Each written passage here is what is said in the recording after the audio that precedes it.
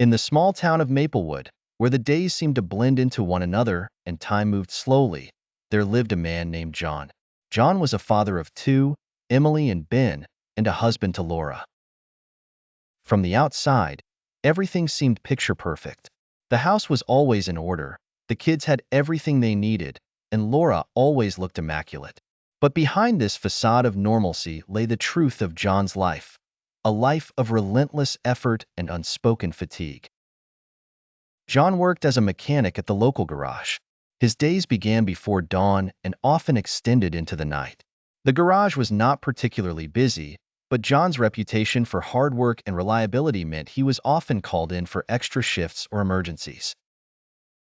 Despite the long hours and the weariness that accompanied them, John never complained.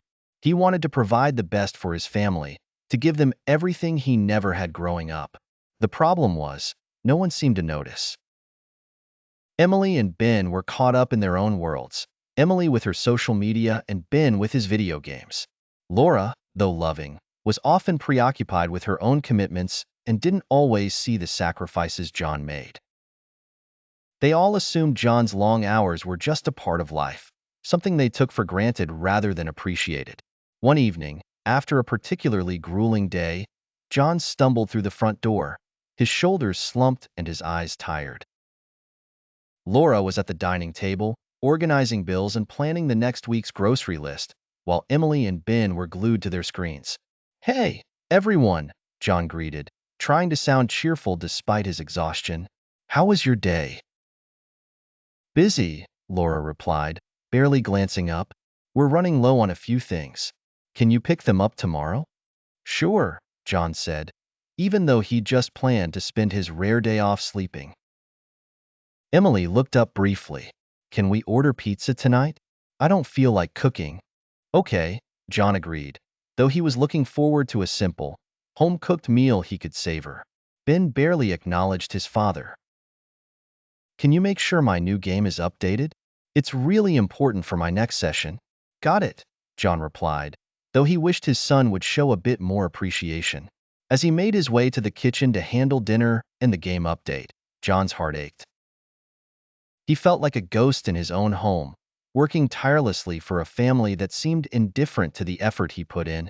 A few days later, the town held its annual fair, and John's family had been excitedly discussing it for weeks. John, however, had to work extra hours to cover a colleague's shift. He felt a pang of disappointment as he missed out on the event he knew his family was looking forward to. When he finally came home that night, the house was abuzz with stories of the fair. "You wouldn't believe how much fun we had," Emily exclaimed. "You missed out on the best part. The fireworks were incredible." "Yeah, I heard," John said, forcing a smile. "I wish I could have been there." Laura, sensing his disappointment, tried to be comforting. "I'm sorry you missed it. Maybe next year." John nodded and excused himself to his room, where he sat on the edge of his bed, staring at the wall. He wished for some recognition. The next morning, something shifted. Laura noticed the strain in John's eyes and the unspoken fatigue he carried. She knew he had been working hard, but the reality of his exhaustion hit her all at once. She sat down with Emily and Ben and explained how hard their father worked.